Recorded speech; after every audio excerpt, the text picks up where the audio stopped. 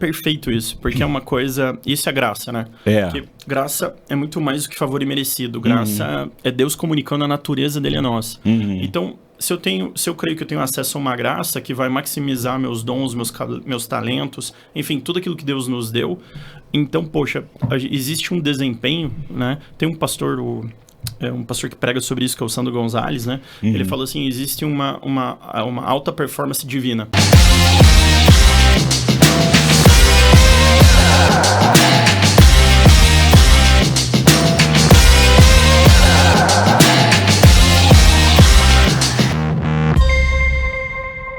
Bem-vindos a mais um podcast do Tela Negócios e Missões. Você já sabe, é onde a gente se encontra para falar de cosmovisão bíblica acerca do mundo dos negócios. É como a gente faz negócio da maneira de Deus e não da maneira do homem. Então a gente vai repercutir um pouco desse modus operandi, dessa palavra da moda, né? Mindset de Deus. Será que existe mindset de Deus? Nosso convidado de hoje vai explicar no detalhe, vai ser uma masterclass, eu tenho certeza hoje. Então, muito bem-vindo, Rafa. Prazer, obrigado, meu irmão. Uma alegria estar aqui com vocês. Muito bom. Deixa eu dar as devidas credenciais aqui. Rafael Borges, né? Ele é CEO do Grupo Vocari, que é um ecossistema de empresas que vai desde investimento. Ele vai falar um pouquinho mais detalhado, com bastante propriedade aqui, mas nós vamos falar de coisas bem interessantes que eu tenho certeza que vai te ajudar a pensar de uma forma diferente. Nós vamos provocar você aí a pensar a partir da perspectiva de Deus. Nós vamos falar de negócios desonestos, né? Que tipo, será que entre nós existe negócio desonesto ou o que é negócio desonesto, né? Porque às vezes é uma questão, se relativiza muito isso, né? Então a gente precisa entender para que a nossa vida e as nossas empresas possam estar dentro do padrão de Deus, e o Tela está sempre repercutindo esse tipo de assunto, né? Então vamos nessa. Antes de mais nada, quero te agradecer pela audiência e te pedir aqueles famosos 3 Cs, né? Curta, comente, compartilha, para que os nossos episódios possam alcançar o máximo número possível de pessoas. Sabe, Rafa, a gente tem recebido bastante testemunhos de empresários que tem através de insights que surgem das conversas aqui, né? Eles têm ressignificado alguns negócios, têm tido insights de negócios novos, e tem um empresário que eu sempre cito aqui, porque eu acho fantástico isso, ele usa o podcast para evangelizar empresários não cristãos. Ele falou, escuta esse podcast aqui, é muito legal. E o cara escuta e fala assim, me conta mais sobre isso, né? E abre uma janela de oportunidade para ele falar sobre os negócios do reino. Mas mais uma vez, bem-vindo, obrigado aí mais uma vez, e vamos falar aqui do seu começo, né? Eu tenho uma tese que todos que me acompanham aqui já sabem, né? Que foi inclusive validada por um neurocientista que esteve com a gente aqui, Dr. Djalma Pinho, que é na adolescência que a gente recebe a maior parte dos inputs que a gente vai viver na fase adulta no mundo dos negócios. Com você foi diferente? Você é exceção dessa... Não, eu vou estar dentro dessa estatística aí. Que legal. Então, mais um aí, pessoal, da produção Checked, né? Conta como é que foi a sua adolescência e o que você faz hoje aí no mundo dos negócios que tem a ver, que você recebeu ali uma pílula, né? Uma carga ali, claro, de conhecimento. Eu cresci numa família empreendedora, né? Minha família tem uma indústria lá na minha cidade de Natal, Guarapuava, né? No Paraná, que tem 48 anos. Então, eu cresci no meio do empreendedorismo, né? Com essa visão. E isso, enfim, com certeza... Seu pai, sua mãe? Meu então, tio, na verdade. Seu tio. É uma empresa familiar, era minha avó, meu tio e minha mãe. O meu pai, ele veio a falecer, ele não participava dessa indústria, mas meu pai sempre me ajudou com exemplo de estudo. Meu pai era funcionário público, né? Mas sempre muito estudioso. O estudo é muito importante, mesmo sendo empreendedor, né? Eu costumo dizer que ser empreendedor é uma parte da história, mas nível de conhecimento, né? A régua tem que ser mais alta, né, do que qualquer outra pessoa CLT, por exemplo, né? Mas e aí? Aí na adolescência você estava envolvido ali com seus parentes, né? Isso. E você ia na empresa? Como é que era o dia a dia? Isso, eu cuidava do estoque, né? Você já estava envolvido. Com 13, 14 anos eu já estava trabalhando lá. Mesmo, com estoque, com 15 eu me converto. Então ali muda radicalmente. Sou o primeiro da minha família a conhecer o Senhor no sentido bíblico da coisa mesmo. E ali começa a transformar a minha visão de mundo, né? Eu falei, poxa, o planejamento que eu tinha agora mudou totalmente, porque agora não é mais os meus planos, né? É o plano de Deus, né? E o seu plano era o quê? De suceder ali, no processo de sucessão no futuro? Até, assim, eu amava a indústria da minha família, mas eu não tinha vontade de trabalhar lá. Mas eu vou montar algo que seja para mim, ou focar... Então você já tinha uma visão empreendedora? Já. Ou poderia só focar nos meus estudos e seguir talvez o trilho do caminho do meu pai na carreira. Eu já tinha ali com 15 anos já escolhido direito, tanto que foi o que eu me formei primeiro, né? E então o foco já estava desenhado, só que antes era para minha glória. Sim. Não para a glória de Deus, né? Aí você deu uma pivotada. Exato, aí no meio do caminho. Muda tudo isso. Então, e você tem uma história peculiar, porque mesmo tendo então esse input aí, você decidiu não empreender, na verdade, né? Exato, porque daí eu passo num concurso, né? Eu vou trabalhar como analista judiciário, me formo em Direito, termino meu mestrado na Federal em Direito. E daí eu vou pro ministério. Tudo que a gente faz é integral, né? Mas, enfim, na linguagem aí do evangeliquez, eu vou pro ministério integral como pastor durante 7 anos. Eu e minha esposa cuidando... Quantos anos você tinha, Rafa? Eu tinha, eu não vou lembrar agora certinho, mas eu sei que foram 7 anos que eu fiquei integral, mas deu 20... devia ter 20 alguma coisa aí já, nesse período que eu vou integral. E aí, como é que surgiu esse chamado de volta para o mundo do empreendedorismo? Porque imagino que 7 anos é um tempo bastante considerável e você devia estar ali numa pegada, trilho, desenvolvimento da comunidade. Isso, não, assim, totalmente envolvido com aquilo que Deus tinha chamado, e foi um tempo muito precioso. E o que acontece, na verdade? Durante esse período, infelizmente, meu avô e meu pai vêm a falecer. Então, ali você passa por toda uma transição de sucessão na indústria da família, as coisas. E a minha mãe, então, exatamente por causa dessa sucessão, ela faz um bom resgate. E eu pego esses valores e vou investir. E daí eu vou estudar. Mas isso ainda eu estou no ministério, né?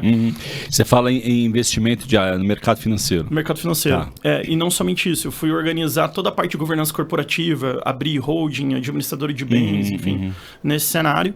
E eu venho, então, para São Paulo e começo a estudar sobre isso, né? E faço ali cursos no IBMEC, da parte de mercado de capitais, e entro nisso. Mas num primeiro momento é só para cuidar do patrimônio... Da família mesmo. Da família mesmo. E daí, quando eu organizo tudo isso, eu tô no ministério, tudo, só que daí a minha filha nasce. Né? E quando a Kate nasce, ela tem o diagnóstico de autismo. E eu fico com um conflito pessoal ali, né? Poxa, eu quero poder dar um melhor tratamento para minha filha. Mas, que não é barato, normalmente. Que não é barato, né? Mas eu, como um pastor, poxa, o meu salário não vai dar, a conta não vai fechar. E sabiamente não poderia aumentar o salário e ser pesado para a igreja. Eu quero ser pesado para a igreja. Óbvio, perfeito. E daí, graças a Deus, os meus pastores são maravilhosos, né? Então eu converso com o meu pastor, o Eccles, primeiro, e eu levo para o presbitério da nossa igreja. Eu sou um dos pastores presbíteros lá e coloco essa situação. E mostro também essa questão do mercado. E daí a gente tem outros 3 pastores que nos orientam, a gente tem uma comunhão que a gente chama de MFI, né? Então a gente procura esses pastores também buscando orientação. E pela graça de Deus, todo mundo, ouvindo o conselho de todo mundo e colocando isso em votação, foi unânime. Não, deixa o Rafa, entre aspas, ir para o mercado, apesar que tudo que a gente faz é integral para Deus, né? Sim. Mal sabia você que Deus também estava te preparando para ser uma voz profética para misturar esses dois mundos, que é um pouco do que você tem feito hoje também. Na época, não imaginava nem um pouco o que viria a ser a Vocari e onde a gente está hoje, né? Era literalmente assim, poxa, eu não quero deixar o ministério, mas eu também quero poder prover para minha família, né? Não, e interessante como Deus preparou ali, né? Porque você não constituiu o conhecimento com o fim do negócio. Não. Mas tem uma coisa que eu sempre, que tenho a oportunidade, comento, né? Que nós temos, o texto bíblico diz isso, né? Que a gente tem que fazer como se fizesse para o Senhor. Exato. E quando a gente tem essa plena consciência, tem que ser o melhor. E normalmente quando a gente faz o melhor com excelência, atrai outras pessoas, né? Fala assim, poxa, que legal que você está fazendo isso, faz para mim também, né?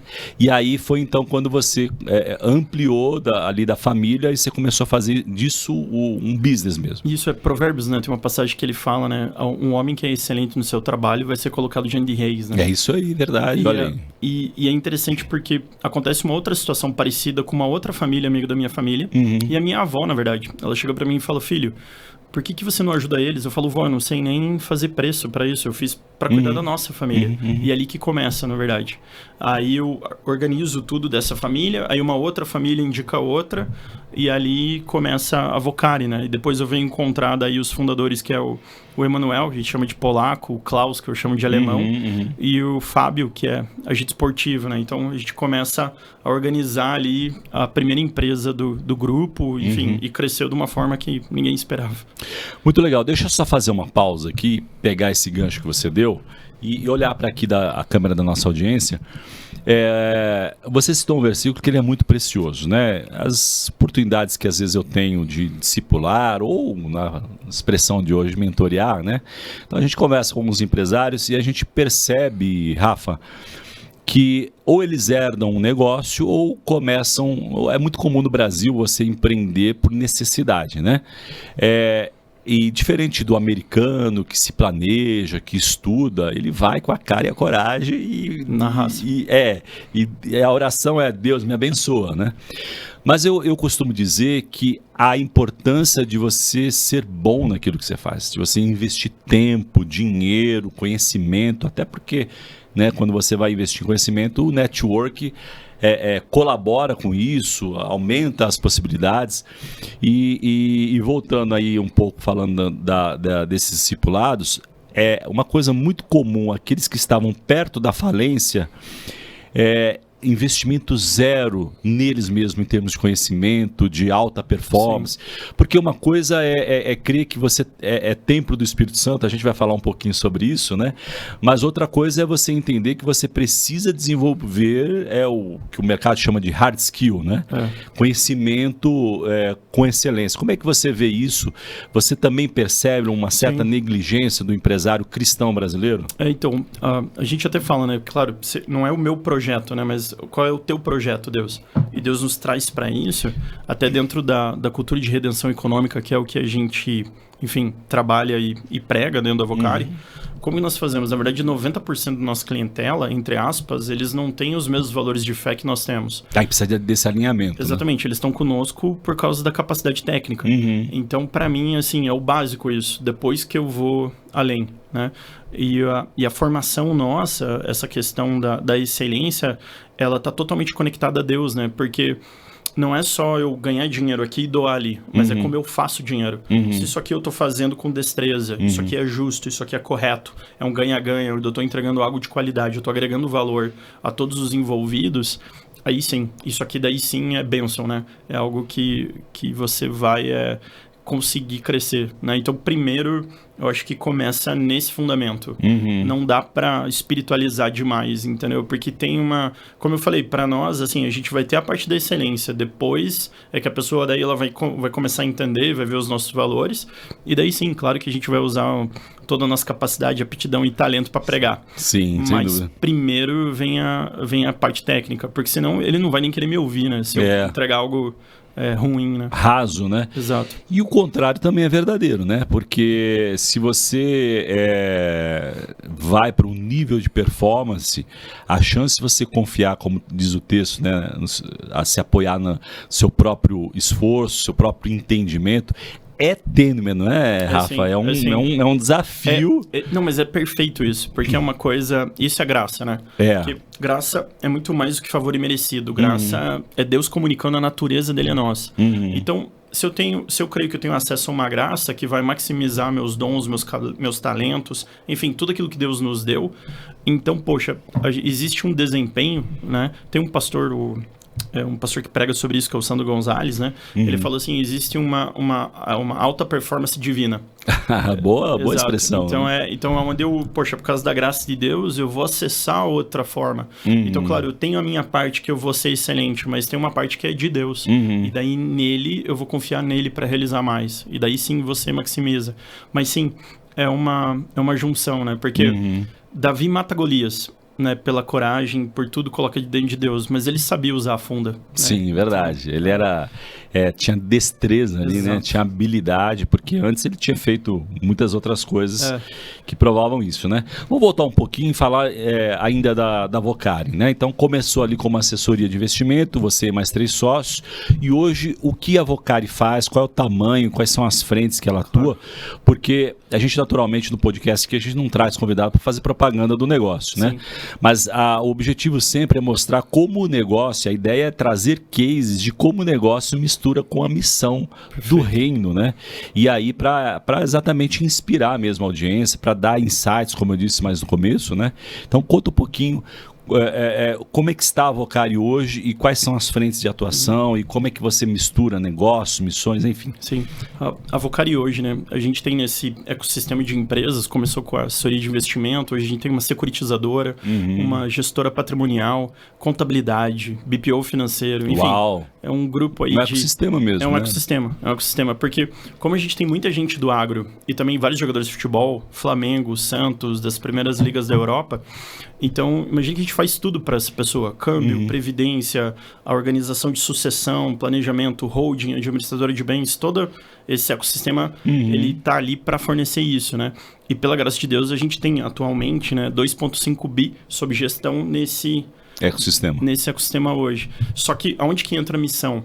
É porque a gente conecta mercado de capitais com projetos sociais. Trazendo legal. Algo da cultura que, na verdade, sempre teve na igreja, que é o que a gente chama de redenção econômica. Então, nós usamos, né, instrumentos do mercado financeiro para gerar perpetuidade para projetos sociais. Você está falando de endowment, é isso? Isso. Conta um pouquinho, possivelmente, a nossa audiência, claro. Se não a maioria, né, quase todos, é um termo não comum, né, o brasileiro médio não fala inglês, mas é um conceito que para nós é novo, né? Perfeito. Estados Unidos, a gente vai citar vários exemplos, como Harvard e outras universidades que tinham esse entendimento, né? Melhor. Mas dá aí uma aula para nós de conceito de endowment e como é que isso na prática acontece no ecossistema da Vocari. A lei de endowment, ela veio para o Brasil em 2019, né? Então para nós recente, é né? super recente. Mas, enfim, nos Estados Unidos, e eu vou, acho que usar Harvard, que é um dos melhores principal histórias, case, né? Harvard, né, uma das universidades mais prestigiadas aí do mundo. A gente pode até falar que ela perdeu um pouco da essência cristã ao longo dos anos, mas Harvard, na verdade, tem esse nome por causa de um pregador puritano chamado John Harvard. E ele fundou Harvard, inclusive tem uma estátua dele no meio do campus lá.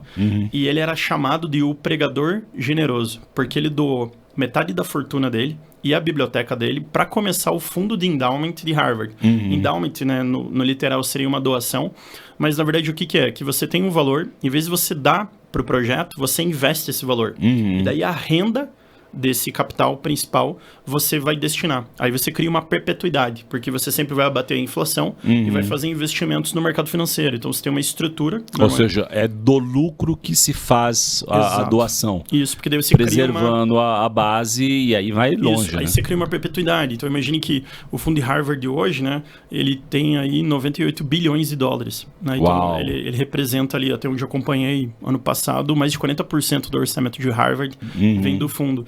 Só que quando o John Harvard começa isso, ele monta uma base de missionários. Harvard era uma base de missionários com escolas e também formação de homens de negócio. Então isso sempre teve na essência da igreja. Só que, poxa, infelizmente o que chegou no Brasil era muito mais uma pregação de prosperidade. Venha para Jesus, você vai ganhar um iate, que é um negócio que não faz sentido nenhum, né?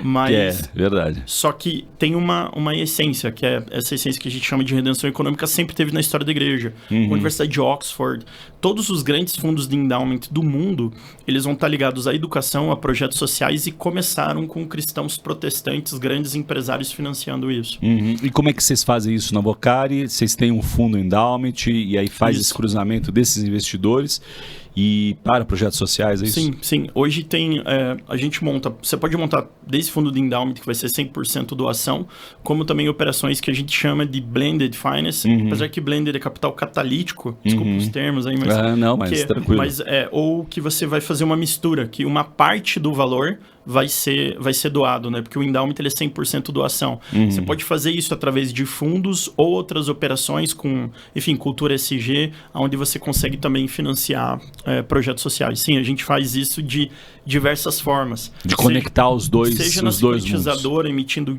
dívida, seja também estabelecendo fundos de endowment também. E como é que vocês escolhem para quais instituições vai ser feita a doação financeira? Então, normalmente depende de onde está vindo os recursos, né? Então, claro, a Vocari tem os projetos que a gente ajuda com o recurso do grupo, mas a gente se interessa muito mais em saber qual é o projeto daquele grupo, quais são as instituições que ele quer ajudar. E daí a gente vai ajudar a estruturar. Agora mesmo... ok, entendi. Então, a partir do ecossistema dele também você estende ali da consultoria, o suporte. Exato, eu não trago para os meus projetos.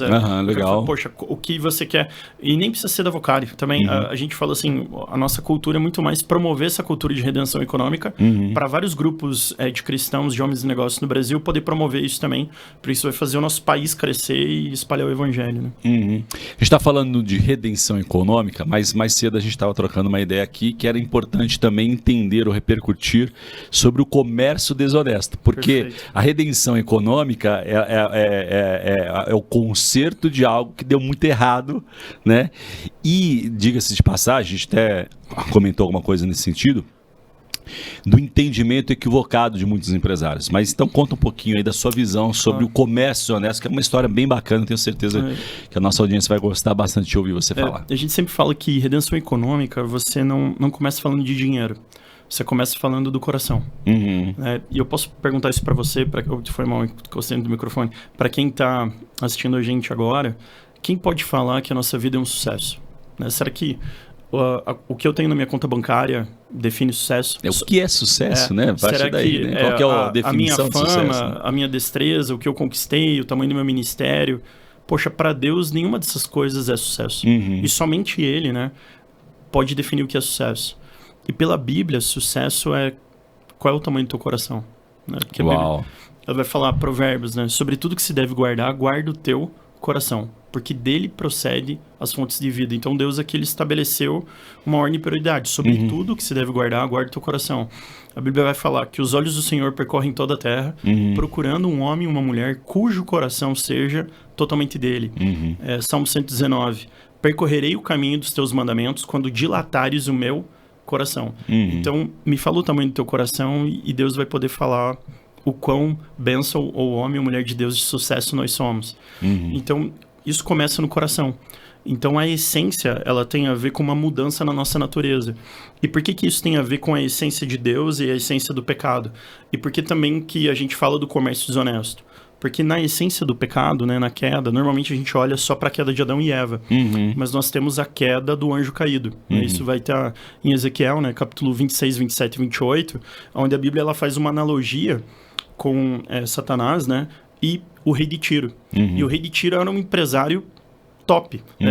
Nos dias de hoje, o rei de Tiro seria a lista número 1 na lista da Forbes. Né? Tem um dos talvez sócios... no mercado financeiro, quem sabe, tem tipo o Elon Musk, esse cara top, né? E tem um dos fundadores da Vocari, o Fábio, ele faz uma brincadeira, né? Ele fala que na lista da Forbes de Deus tem uma viúva pobre, né? Legal, boa. Porque isso mostra o quanto tem a ver com o coração. Tem a ver com o coração, de fato. E o que acontece? A Bíblia está falando do rei de Tiro, está no capítulo 28, e de repente ela faz uma transição, e ela está falando do rei de Tiro, está falando do orgulho dele, e ela fala do quanto ele tinha habilidade comercial para adquirir riquezas, e de repente ela começa a falar de um ser celestial. Ele fala, olha, você era o querubim da guarda, você era inculpável em seus caminhos, você era o sinete da perfeição. Aí ele chega num ponto onde aí ele fala, por causa do comércio desonesto do seu coração, você profanou os seus santuários. Por causa do comércio desonesto, eu encontrei iniquidade em você. E por isso eu te expulsei. Então, isso é muito forte, porque ele mostra que na essência corrompida tinha uma transação comercial. Então, historicamente, né, a gente aprendeu na escola bíblica dominical que Satanás, o que derrubou ele foi o orgulho e querer ser Deus. Como é que você correlaciona isso com essa questão de comércio? Dá um pouco mais de clareza isso, porque talvez tenha dado uma bugada, né, na cabeça da audiência aí. A essência da diferença entre um comerciante desonesto e um empresário redentor é que o comerciante desonesto, e isso também é a essência do orgulho, ele colocou ele como primeiro. Entendi. É isso. Porque o empresário redentor, ele entende que a vida dele é para abençoar outros. Sim. Porque essa é a essência do chamado de Jesus para nós, né? Importa que cada um tome a sua cruz e me siga. E o que é tomar a sua cruz? Morrer para você mesmo. Então a primeira coisa, teu orgulho tem que estar bem morto. Perfeito. Morrer para você mesmo e ofertar a tua vida em amor, em favor de outros. Então essa é a essência do empresário redentor. Então a essência do comércio desonesto é o cara orgulhoso que ele vai fazer de tudo para ele mesmo. Para o seu próprio reino. Exato. Que nem Judas numa transação comercial traiu Cristo. E é louco, né? Essa história de Judas também é bem complexa, né? Porque envolve ali outros religiosos do templo, que também eram comerciantes. Isso porque o fariseu, né? O fariseu, ele é a essência do comerciante desonesto. Né? Porque o que é um fariseu? É um cara que ele tem a linguagem cristã, e por isso que a linha é muito tênue, né? Ele tem a linguagem cristã, ele tá falando o evangeliquez nosso, mas lá dentro, por isso que começa no coração a redenção econômica, ele está fundamentado na ganância. Então, porque o que era Lúcifer? Ele pegou todos os talentos de Deus, a posição dele, todos os dons que ele tinha, e ele usou para ele. Ele distorceu a essência. Então, para a gente falar de redenção econômica, a gente tem que falar de uma pessoa que teve a natureza de Deus, né? Segundo Pedro, a Bíblia fala que nós nos tornamos coparticipantes da natureza divina. E isso é graça. Então, somente com uma nova natureza, uma transformação de coração, eu vou conseguir ser um empresário redentor. Se não tiver essa mudança de natureza, se não tiver essa transformação de coração onde eu morri para mim mesmo, e hoje eu não sou um perseguidor de bênçãos, mas eu sou um abençoador, eu nunca vou conseguir entender o que é ser um empresário redentor que tem a cultura da redenção econômica. Ô Rafa, o que você está falando é uma coisa muito séria e profunda. Sim. Né? Eu vou jogar um pouco mais de luz sobre esse tema, porque eu tive a oportunidade também aí dentro dessas mentorias ou discipulado, né, de ouvir alguns empresários dizer o seguinte: se eu pagar tudo, eu vou ter que demitir um monte de família. Você já ouviu isso alguma vez? Sim. Né? Ou, bom, eu me converti depois, né? Eu sempre fui empresário, então isso é muito sensível, né? Porque aqui a gente também não quer fazer doutrina e nem colocar o dedo na ferida de ninguém. Não, mas a gente quer estender a mão, não apontar exatamente. o dedo, né? Então é importante a gente quer estender a mão, a gente discutir isso para, na sala de oração, os empresários que se sentirem tocar, tratarem isso com o Senhor.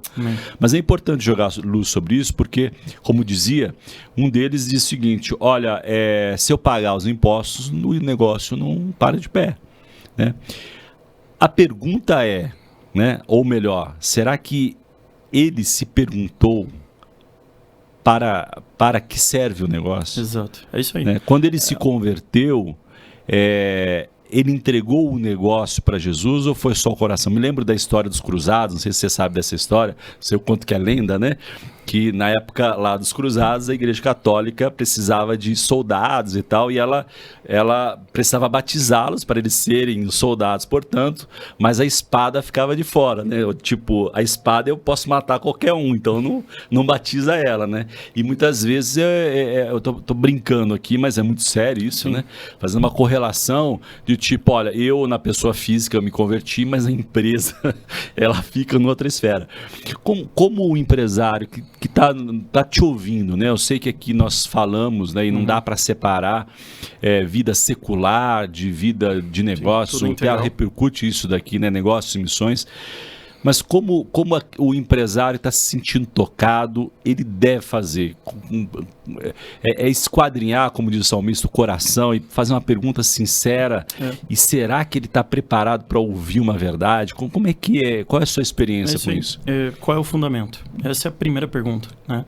Porque a Bíblia fala sobre isso, né? Será que a gente está edificando na areia ou a gente está edificando na rocha?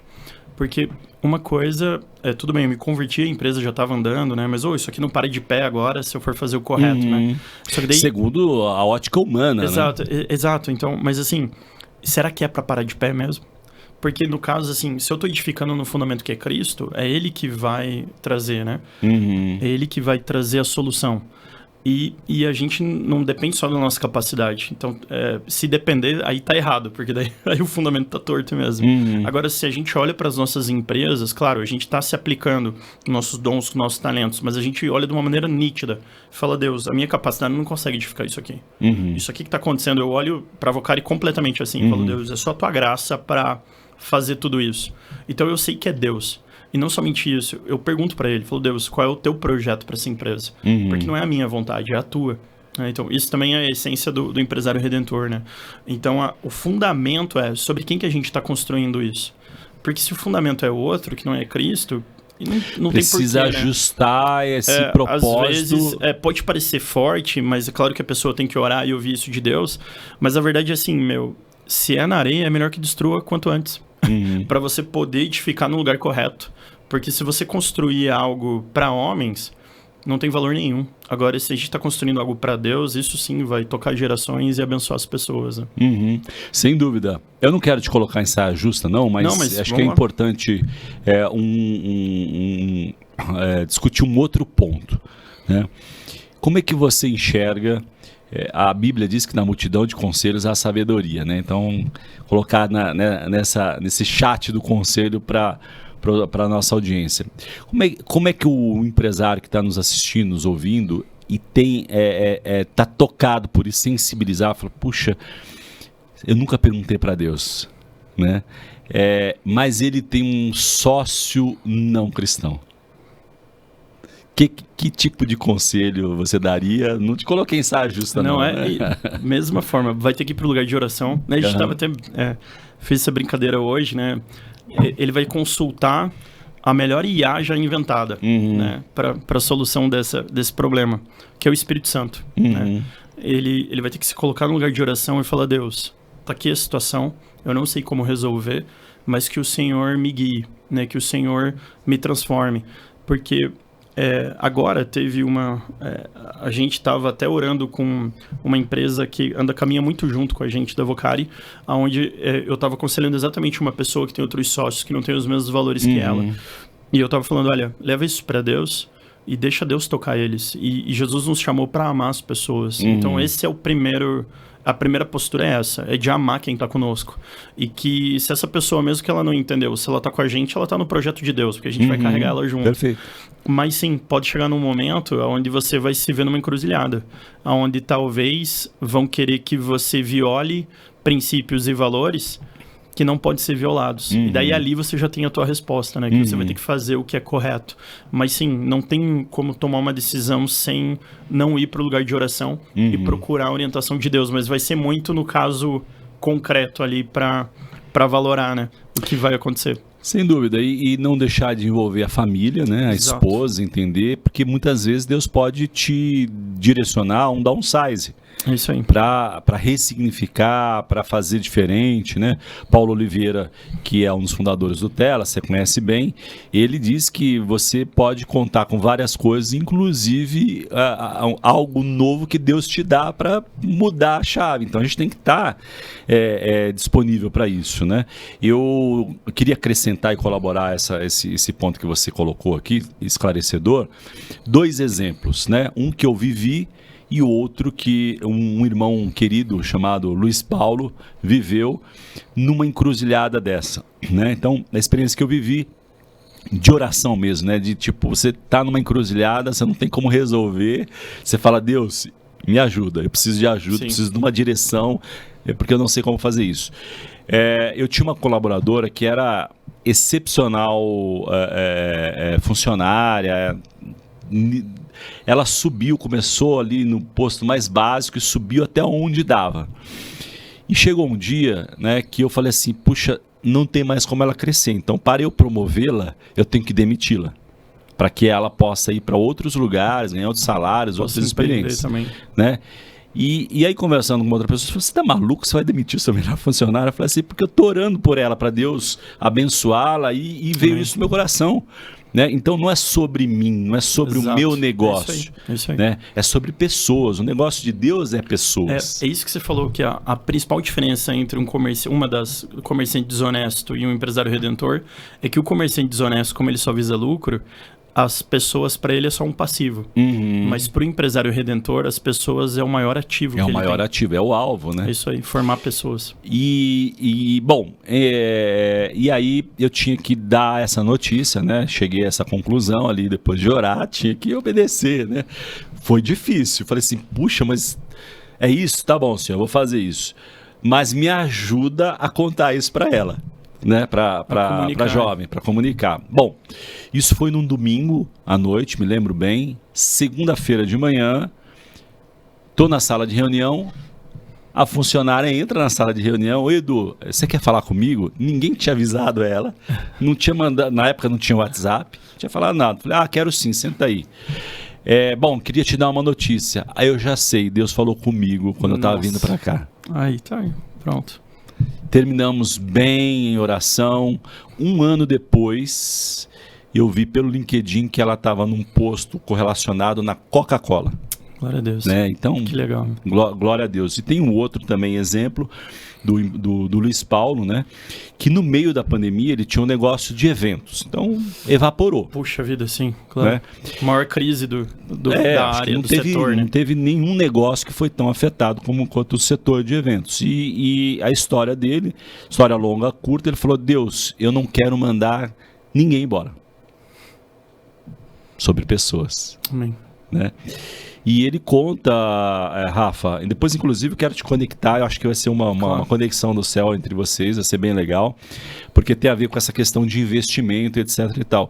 E ele disse que Deus começou a falar algumas coisas com ele em oração e ele foi ver se aquilo que Deus falou sobre o mercado financeiro, olha que louco isso, era verdadeiro.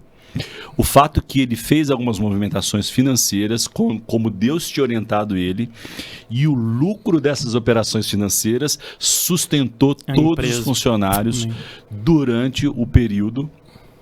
E pasme, o negócio que foi ali para suprir as famílias virou o negócio principal dele. Era o José na crise do Egito. Não é incrível isso, né? Então, às vezes, a gente está tão apegado, né, ao negócio. E eu confesso isso, que não é, né, vivi isso. É difícil você desprender. Falar, cara, mas estou com a empresa há 10 anos, como assim?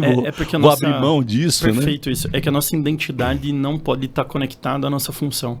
Porque a nossa identidade é de filho. Não interessa o que você está trabalhando, meu. Tudo para a glória de Deus no final do dia, mas você não pode perder aquilo que é a tua identidade de filho, pela necessidade que você está passando. Quando você estava falando, eu pensei numa coisa, porque, por exemplo, quando o diabo tenta Cristo no deserto, né, ele vai exatamente nessa questão de identidade, porque ele chega, a Bíblia fala que o Espírito Santo levou Jesus para o deserto, né, 40 dias sem comer, e ele fala, se você é filho, transforma essa pedra em pão. Ou seja, ele vai na necessidade e fala assim, se você é filho mesmo, você vai suprir a tua necessidade. Né? E ele daí dá a frase maravilhosa que ele fala, não só de pão viverá o homem, mas de toda palavra que sai da boca de Deus. Então é quando a minha necessidade, ela não me conduz, mas é a palavra de Deus que me conduz. Então essa é a diferença do empresário redentor. Porque a minha fé é a graça. Esse negócio aqui não é meu. É Deus que está conduzindo. Se for meu, só que daí está fundamentado em homens. Então não tem que prosperar mesmo. Agora, se é Deus, então ele vai dar a saída. Ele vai trazer outra forma, como foi com o Luiz. E é uma questão também, como você disse, de identidade, né? Você falou mais cedo sobre uma percepção ampliada da graça, né, da visão da graça, né? Então a gente aprende desde sempre, né, que a graça é um favor imerecido, é aquilo que você não merece, você vai receber, mas é muito mais do que isso, né? É participar mesmo da natureza divina e nessa participação é entender a cabeça dele, né? É a comunhão, né? Porque quando Deus ele está falando que a graça dele nos tocou, que a gente se tornou co-participantes da natureza divina, é Deus comunicando a natureza dele a nossa. E não tem ninguém mais criativo. Sem dúvida. Não tem ninguém mais. Então, se eu tenho essa natureza e ela habita em mim, e ela transformou meu coração, eu tenho comunhão com os meus irmãos, e meu propósito é abençoar outras pessoas. E as pessoas são o maior ativo que nós temos. Então, Deus, mediante a tua graça, faz a gente derrubar os gigantes, faz a gente caminhar. Só que a essência, né, usando o exemplo de Davi, né, Davi estava levando comida para os irmãos dele.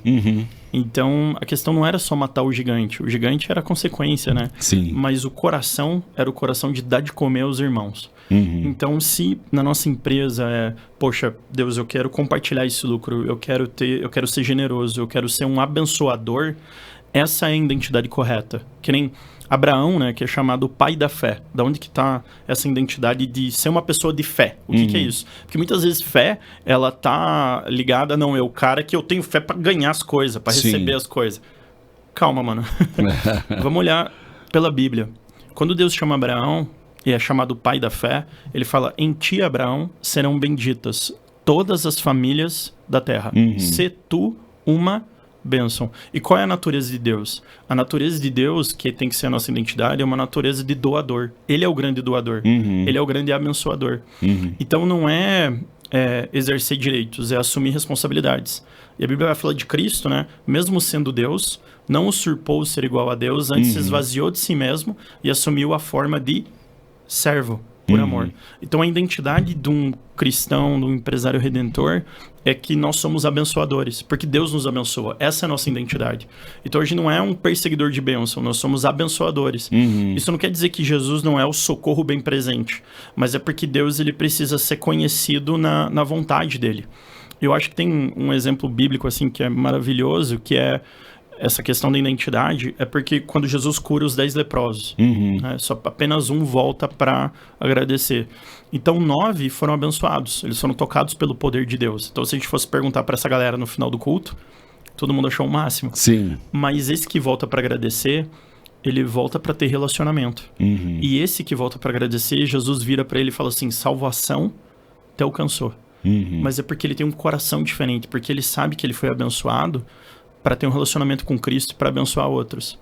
E mais ainda, quando... Cara, você falou, me marcou muito, porque é a diferença que a Bíblia mostra entre as ovelhas e os bodes. Porque os bodes, eles têm frases evangélicas, né? Sim. Quando Cristo separa eles. Porque eles chegam e falam, Senhor... Ele fala, olha, eu não conheço vocês. Vós que praticam iniquidade, apartai-vos de mim. E Deus bodes falam, mas como, Senhor? Nós profetizamos o teu nome. Ou seja, ele fala de pessoas que tinham conhecimento, porque que é isso que é o joio, né? Sim. É o ser fariseu, né? Isso. Não, mas a gente profetizou no teu nome. Nós fizemos milagres no teu nome. Mas ele fala, eu não conheço vocês. E quando ele vira para as ovelhas, você vê que o coração dele é um coração de alguém abençoador. E ele fala, não, mas eu tive fome e você me deu de comer. Eu estava nu e você me vestiu. Eles falam, Senhor, mas quando? Quando você fez a um desses pequeninos, você fez a mim. Ou seja, essa tua natureza de abençoar a outros é a minha natureza. Porque uma pessoa que é nova convertida, é que ela não conhece a Deus. E Deus é o socorro bem presente, é o socorro do aflito, é o socorro do necessitado. Mas chega um momento que quando você amadureceu na fé e você começou a caminhar com Jesus, você entende que não é mais sobre exercer direitos, é sobre assumir responsabilidade. E é por isso que Jesus, quando ele chora, olhando as ovelhas que não tinham um pastor, ele fala, a seara é grande, mas os trabalhadores são poucos. Então você tem pouca gente para assumir responsabilidade. Pouca gente para ser abençoador, mas muita gente sendo perseguidor de bênção. A chave aí disso tudo, né, que você está falando, né, de identidade, vou até fazer uma paralelo aqui, né? O substantivo é identidade, mas o verbo é relacionar-se, né? No final do dia, o que resolve essa equação não é uma oração religiosa, não é uma oração, uma campanha de jejum. Né? É muito mais o secreto com Deus, né? É também, mas é você se relacionando com as pessoas. Que nem na nossa igreja mesmo... Você diz que Deus usa pessoas também para poder trazer essa... É comunhão, porque... Esses novos tempos, novos negócios, Exato. Novas visões, é interessante não isso. Não só isso, né? para mover o teu coração. Né? Então porque é um mais o outro. Isso, Provérbios também, a Bíblia fala que Deus criou o rico e o pobre, né? Para promover um encontro. Então... Quando, por exemplo, na nossa igreja, os projetos sociais são liderados pelos empresários. Por quê? Porque a gente sai da nossa bolha e você entra em contato com uma outra realidade. E daí quando você enxerga essa realidade, isso te sensibiliza. E você fala, poxa, se Deus me deu essa capacidade de organizar processos, de abençoar, de mover capital, eu quero abençoar essas pessoas. E nisso você cria uma relação e essa comunhão ela é transformadora. Por isso que... Então não é o dinheiro pelo dinheiro, né? Isso que é a coisa-chave. É conectar com outras pessoas, né? Que nem lá, a gente tem um projeto social que se chama Mercado Social. Que é um pastor de Criciúma até que inventou isso, chamado Thelmo Martinello, e a gente copiou. E a gente tem 5 lugares com esses projetos sociais. Começou na pandemia, e a nossa empresa ajudou no início, hoje anda sozinho esse projeto. E são mais de 1.500 famílias já atendidas, né? Só que o legal não é a pessoa chegar no mercado, que é um dinheiro fictício, né? Mas é uma doação, então ela faz o rancho do mês, faz a compra do mês, tem brinquedos para as crianças e também roupa. Que legal. Só que a questão é que tem uma refeição lá, tem um refeitório, onde a pessoa senta e ela tem relação conosco. Interessante. Você senta na mesa com ela, você come com ela, você escuta a história dela, né? Tem e isso te transforma, entendeu? Então, essa comunhão, ela move o teu coração. Tem uma frase de um pastor, que é do Sal da Terra, o Paulo Borges. Paulo Borges. Ele fala assim que... eu não sei se vou falar a frase certinha, mas é espetacular essa falha. Depois você dá um Google aí, pega a referência aqui e dá um Google aí. Ele tem uma frase que ele fala assim, aquilo que transforma a sociedade não é exercer direitos, é assumir responsabilidade. E se nós somos a igreja, o sal da terra, a luz do mundo, nós temos a maior responsabilidade que alguém pode ter. Então esse é o nosso chamado. E quando a gente fala de recursos, você vai pegar a parábola dos talentos, por exemplo, cada talento era uma fortuna, né? Sim, se você converter um talento, vai ser em torno de 2 milhões de reais. Então, é uma boa grana. O cara que ganhou 5 talentos, ele tinha uma fortuna para administrar. E não era só parar e orar. Ele tinha que trabalhar com aquilo. Porque quando o Senhor volta, teve o que enterrou, né? Então, assim, poxa, tudo aquilo que nós recebemos de recursos, dons, talentos, com a nossa carreira, nosso trabalho, tudo para a glória dele. Mas tem um propósito de abençoar outros. Só que se eu não estou em comunhão com outros, não tem como... Entendeu? É só dinheiro pelo dinheiro. Exato, não pode ser só uma dedicação individualista onde eu não tenho comunhão. E até a gente chama do profeta da redenção econômica. Isaías, ele sempre vai chamar o povo, Isaías capítulo 1, capítulo 58, e é a passagem de Isaías 61, que Jesus abre, Lucas capítulo 4, e ele fala assim, o Espírito do Senhor está sobre mim, e ele me ungiu a pregar as boas novas aos pobres. E no original aqui é pobre de consciência, mas é pobre também materialmente falando. Financeiramente. Isso. Porque daí ele vai falar, né, libertar os cativos e tal, e ele vai falar e declarar o ano do jubileu, ou dependendo da versão, o ano da graça, o ano do favor do Senhor.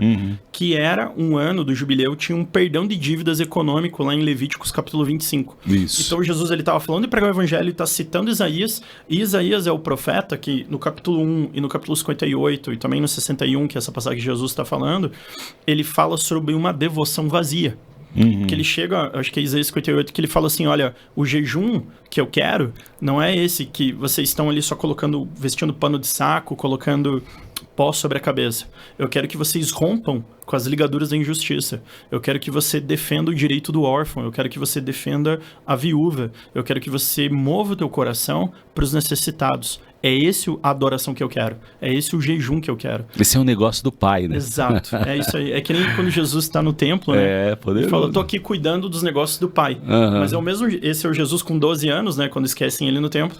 E 20 e poucos anos depois ele volta para quebrar tudo quando tá os cambistas. Porque os cambistas era o comerciante desonesto que tá usando as coisas de Deus, do templo, para ele só, não para abençoar outros, né? Falando ainda de negócio desonesto, você tem um e-book que fala um pouco disso e mais outras coisas, né? A gente fez um e-book é um e-book de 90 páginas, que a ideia é que o empresário em 1 hora, ele vai ler e entender os fundamentos dessa cultura de redenção econômica, né? Legal. E como é que acessa esse material, Rafa? Tá na Amazon. É gratuito? Não é gratuito. Ele é R$40, mas toda a verba é destinada aos projetos sociais que a Vocaria ajuda. Então, a oportunidade de investir no reino aí. E o e-book, a ideia é exatamente para promover essa cultura de redenção econômica, né? Eu me esforcei em ser sintético, para que uma pessoa em 1 hora e meia, ela lendo, ela possa entender qual é os fundamentos da redenção econômica. Tá na Amazon, né? Na verdade, está escrito, é prosperidade com propósito, né? A redenção econômica no reino de Deus, né? Se vocês colocar e.r.borges na Amazon, já consegue achar o e-book. Então, hashtag fica a dica aí para você se aprofundar um pouco mais sobre isso.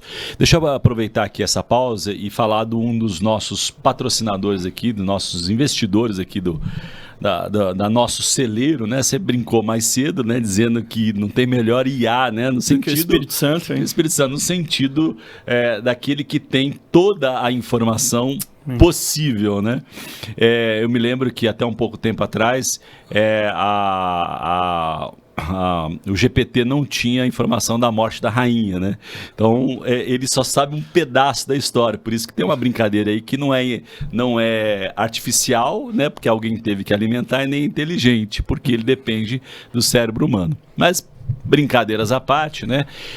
De fato, a inteligência artificial, eu costumo dizer, Rafa, que assim como foi o fogo, a eletricidade, você concorda comigo? A IA vai ser antes e depois da IA, né? Totalmente. A gente não tem... Até oportunidades de novos negócios, a gente não consegue nem dimensionar. Eu acho que ainda a gente está muito novo perto de tudo aquilo que ela pode trazer em termos de revolução, padrão de consumo, comportamento, novos negócios. E você não pode ficar de fora. Então, quero recomendar você aí a um dos nossos parceiros. E o assunto IA é muito amplo. Você pode estudar, você deve estudar, né? Você tem muito vídeo, muito conceito, muita ferramenta gratuita que só vai até a primeira página, é importante dizer isso, né? Mas tem um site, né, Deep Learning, que é muito bom ali, que tem alguns cursos básicos. Eu sempre recomendo o seguinte, né? Você pensar IA, como você usa a ferramenta para fazer dinheiro, né? Não para ficar fazendo bonequinho e avatar. Perfeito, né? Isso aí. Mas se você precisa aí de um parceiro para desenvolver ferramentas para alavancar as suas vendas, negócio, encurtar processo, economizar dinheiro e processo, o Wings AI pode ser o seu parceiro, a gente recomenda fortemente, existem outros tantos aí, né? Mas certamente com o pessoal da Wings você vai ter ali um bom atendimento e o meu desejo aqui é que o produto que eles têm hoje encaixe para a sua necessidade. Falando aqui de e-book, eu lembrei também de um outro parceiro aqui, né, que está aqui dentro do Tela mesmo, na verdade, que é o Teleeducação, né? Falávamos mais cedo do Luiz, né? Luiz Justo está comandando aí um movimento, né, dentro do Tela, que é o Teleeducação, onde a gente fala sobre empreendedorismo com cosmovisão bíblica. Né? Muita gente boa ali dando curso. Muita aula boa, Estélio Toda no Mercado Livre, Paulo Oliveira, ex-Bolsa de Valores, tantos outros irmãos, né? Com bastante conhecimento, profundidade em temas tão importantes. Então, tem esse trilho de educação e a gente está fazendo um negócio bem legal, Rafa. Você falando aí de exercer misericórdia, né? Então a gente está recomendando que o empresário compre um acesso dele, compre mais 11 pelo menos para doar para um jovem da igreja. Não é verdade? Faz sentido? A gente fez isso até no último evento do Tela. Ali. É verdade, a gente levantou essa ideia lá. Para vários ali, é muito legal, né? Pra você ver outra pessoa recebendo um material de qualidade e podendo crescer, né? É um discipulado econômico. É verdade, boa expressão, vou pegar essa, discipulado econômico. Então faça como o Rafa, invista, né? Não só no conhecimento nos jovens, empreendedores, por favor. É isso aí. Rafa, conta um case pra gente aí da Vocari. Vamos falar um pouquinho, vou voltar sobre a Vocari para tangibilizar, né? Você falou meio rápido de várias ações, mas vamos tangibilizar aqui o que a Vocari tem feito. Dá um exemplo pra gente. Tem um que é bem especial, assim, que o grupo nosso, não foi só o nosso grupo, foi a igreja, outros empresários. Para inspirar mesmo, isso, né? Mas a maior parte, assim, mais de 50% ali foi a nossa empresa, o grupo que sustentou. Você deve ter visto, quando estourou a guerra com a Ucrânia e a Rússia, né? As primeiras famílias ucranianas de refugiados que chegaram no Brasil foi a gente que recebeu lá na nossa cidade, em Guarapuava. Uau! E daí a gente teve um trabalho com o GKPN, né? Um grupo cristão que tem a parte do marketplace. De empresários também. De empresários, né? Que é o pastor Elias Dantas, né? Sim. Inclusive, ele deu uma entrevista para a CNN de dentro de um dos nossos escritórios lá. Da Vocari. E foi muito legal, porque a gente levou 15 famílias, a gente alugou um prédio no centro, novinho, tinha recém-inaugurado o prédio, não sabendo colocar as famílias, e colocou eles.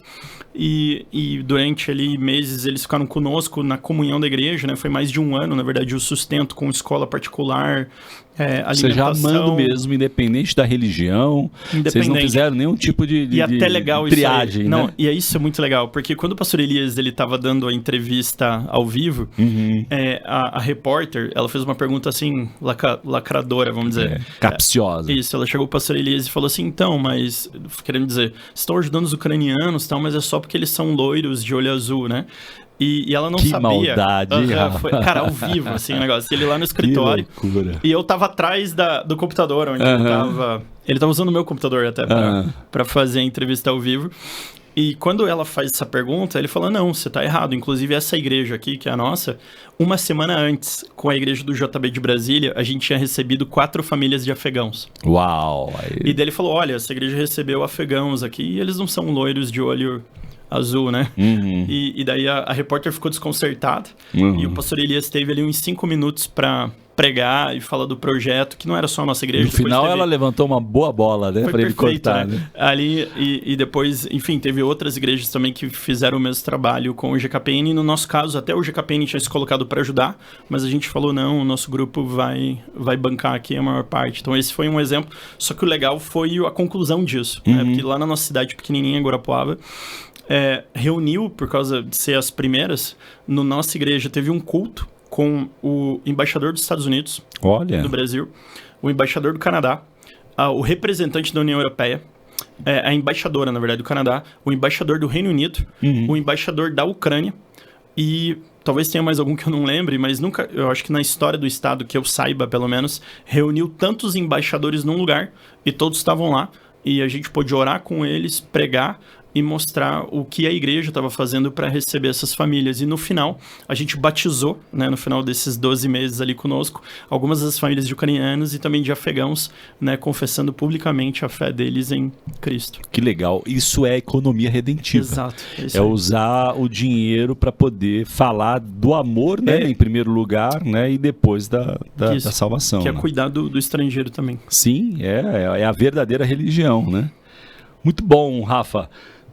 Estamos caminhando para o final aqui, mas antes eu queria que você falasse um pouquinho, né, dessa viagem que você está fazendo agora. Ainda não é o case, mas pela fé, já profeticamente já está lá em missões. Está viajando com um dos fundadores do Tela, que é o Dr. Antônio Cabreira. Conta um pouquinho do que vocês vão fazer lá, para depois a gente faz uma segunda entrevista para você contar o case realizado. Pode ser? Combinado? Pode Compromisso ser, assumido? Pode ser sim. Boa. Então, esse mesmo grupo que o pastor, o seu Antônio Cabreira, quer dizer, também faz parte, né? O doutor Antônio Cabreira, que é o GKPN Marketplace, né? Exatamente por causa dessa veia da Vocari do Endowment, a gente começou a mostrar algumas ideias, e o pastor Elias Dantas, então, reunindo ali um grupo de 25 empresários do GKPN, a gente teve a ideia de estabelecer um endowment para poder exportar a tecnologia do agro brasileiro. Que é super de ponta, né? Que é a melhor tecnologia do mundo. O doutor Antônio Cabreira é um dos expoentes disso, manja muito, ex-ministro da Agricultura, mas hoje um dos principais empresários do agro brasileiro, né? Então, o que a gente está fazendo? A gente está exportando, então, essa tecnologia para Uganda e Etiópia, né? E eu saindo daqui, né? Eu estou indo para Guarulhos